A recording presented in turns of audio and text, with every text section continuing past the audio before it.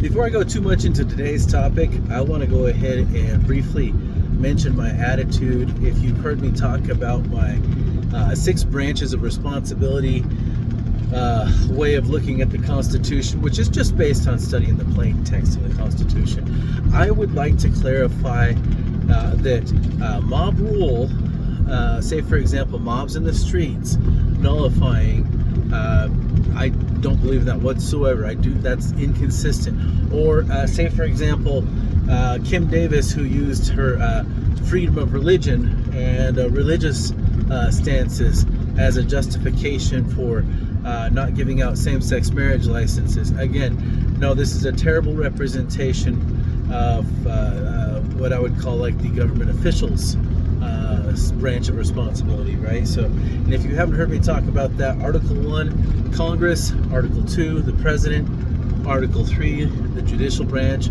Articles 4 and 5, the states; Article 6, the officers of government; and Article 7 through the Bill of Rights, with the 10th Amendment also including the states, but Article 7 through the Bill of Rights being the people, right? So these are all what I would call branches of responsibility to the entire set of purposes in the preamble of the Constitution, and to diligently watching to see that powers are exercised by the proper positions of powers, that the people's consent is being... So if anybody complains about these election integrity measures, for example, I'm sorry, you're completely out of line for complaining about those. Unless you can prove that they're actually trying to do some kind of Jim Crow thing, election integrity is an absolute must. People's consent has to actually be the people's consent, and provable at best.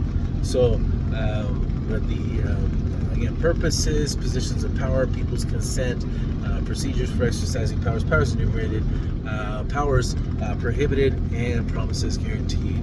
So now with that, let me go ahead and talk about what I want to call the mix and match model under which we are living. And I am going to go ahead and point to Stephen Miller, Chief of Staff or something like that, Deputy Chief of Staff for President Trump.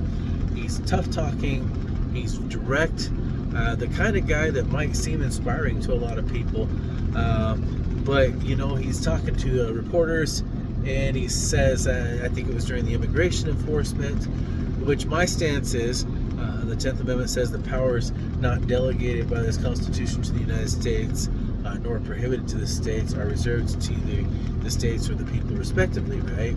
Paraphrasing it. That basically it's totally delegated to the federal government to deal with immigration issues, and to interfere with that is to interfere with the compact agreed upon by all of the other states. And so therefore you letting people immigrate into your state and then protecting them from federal enforcement is an offense against all the other states who have participated honestly. That's my stance on that. And you don't deserve to be in the union. But Stephen Miller, the way he would say it is, these guys are secessionists, nullificationists, and that was a specific terminology that he used in one of the press conferences where he was speaking. And I thought to myself, you know,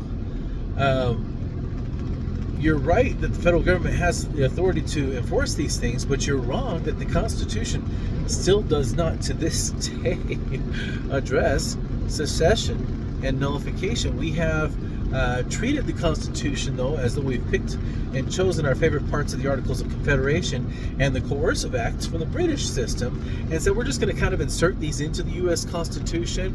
And but that cannot be. If the phrases from the Articles of Confederation are still in force, the only way they can be is if the Articles of Confederation positions of power are still being exercised through the manner of consent that the Articles of Confederation called for, through the procedures that the Articles of Confederation called for, through the limitation of the powers enumerated that the Articles of Confederation called for.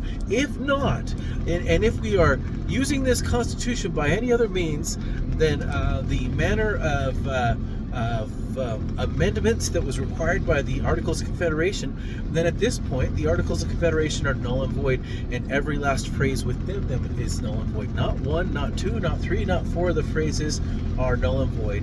All of them. Okay? And so perpetual union is said 4 times in the Articles of Confederation, not once in the Constitution. Okay, so first off, let's have that clear. You are picking and choosing, if you're Andrew Jackson, you're picking and choosing terms from the Articles of Confederation that were straight up violated, straight up nullified. The Articles of Confederation clearly weren't perpetual because they were undone. So no, they weren't perpetual. And to try to superimpose that characteristic onto the United States Constitution is dishonest and is not allowed through the Article 7 process of our existing Constitution, not allowed through the Article 5 process of our existing Constitution. Everything has to be through the Constitution itself. And instead what we created is a more perfect union, which the best way I can describe that is think of a marriage. One of the worst things you can do for a marriage is come up with some kind of prenuptial agreement or something like this that allows you to be incredibly prohibitive on allowing your spouse to ever exit the marriage, right? Because literally what you've just now done by doing that is you've left yourself no motivation for humility except for your own personal morality, right? I think it's good that every marriage always has that threat in the background, in the back of the mind of each person. If I screw up enough, my wife is entitled to divorce me, right? So I better not screw up. And that's probably the attitude our government officials need to have, right? Just saying, I think that's the more honest way to live life. And then let's get into the coercive acts. That this is part of why we left Great Britain. So the Continental Congress formed eventually. In 1774, they sent the Declaration of Rights and Grievances. You guys, we believe you're doing this wrong. We don't have representation in Parliament, etc. If I'm not mistaken. Then you get 1775, I think, an olive branch petition.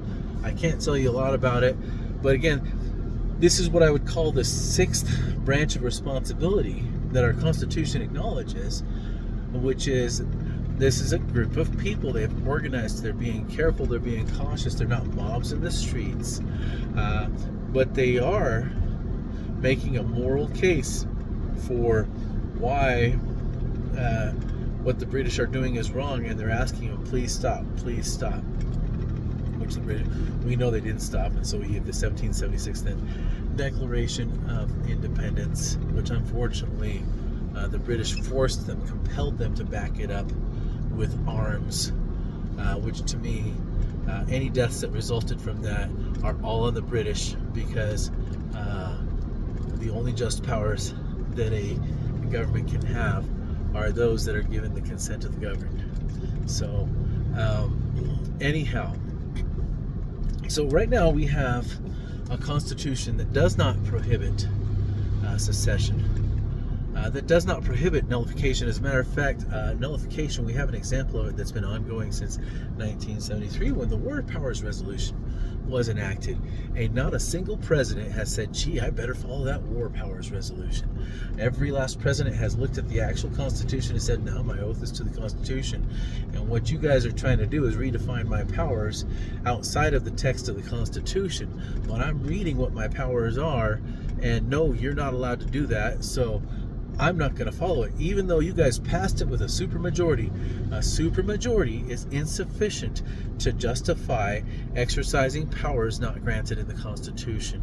Okay, so our promises guaranteed are the only thing that, if you ask me, the Constitution allows to be exercised without specific procedures.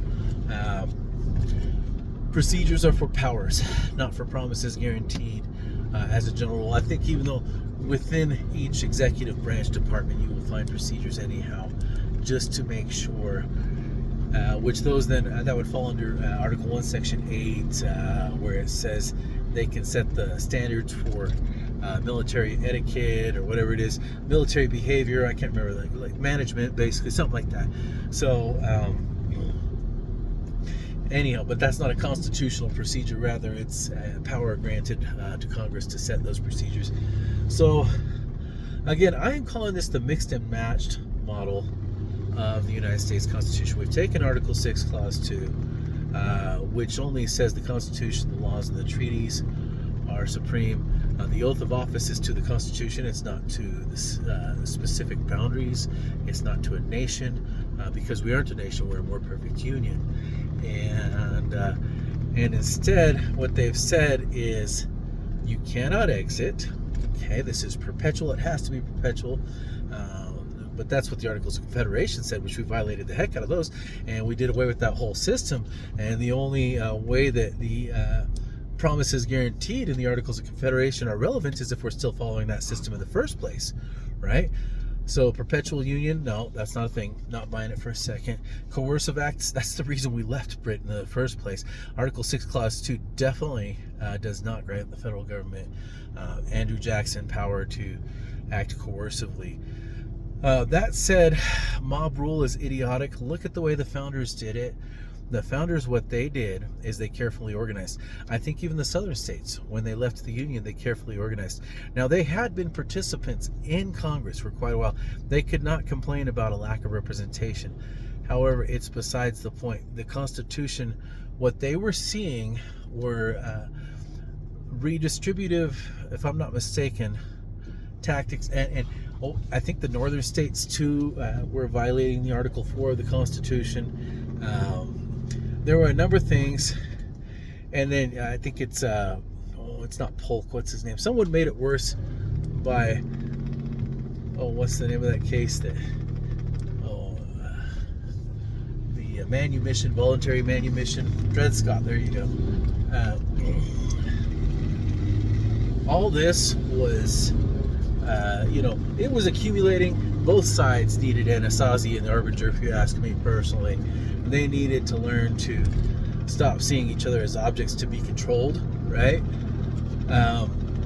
Kim Davis case, if you ask me, she's the one who refused. She didn't know how to talk through the Constitution. She should have withdrawn from her position and then sued them for telling her to do this when and she should have been able to prove, you're making me violate my oath to the Constitution, my Article 6, Clause 3 oath to the Constitution. I cannot follow your orders while simultaneously maintaining my oath. Therefore, I withdraw from my position and I'm bringing a lawsuit against you. So, anyhow, that would have been the more honest thing to do. I think that when it's a group of citizens, I think our founding fathers gave us one of the best examples. But again, let's stop Stephen Miller. You're tough talking, all that kind of stuff. You're right. Federal government has the right to enforce, period, immigration.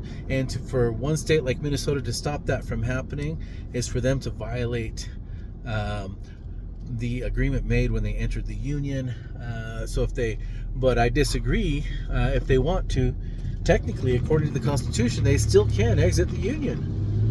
They have not, no one has dealt with the amending process to clarify any other details, and the 10th Amendment says what the 10th Amendment says.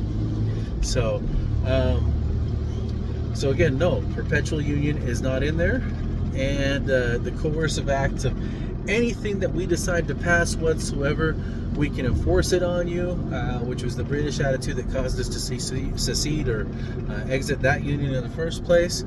No, that can't be true. And so that is not the way that Article 6, Clause 2 reads, not even kind of. Article 6, Clause 3 does not read, whatever your superior officer tells you to do, whether or not it violates the text of the Constitution, you have to do it. Definitely does not read like that either. So I'm just being honest. So right now we are living under what, again, I'm calling a mix and match system, where we're superimposing stuff from other constitutions onto our Constitution without technically putting it into the language of the Constitution through the proper means. And so it's not a just power. It has never been given the consent of the government. It has never been presented in writing. We just have started to do it. And the only way that you can present it for consent of the governed is to write it down and allow them to have a vote on it and to see clearly what you've written down. Otherwise, no, it's not the consent of the governed. So, if you ask me. So, thanks for listening, guys. See ya.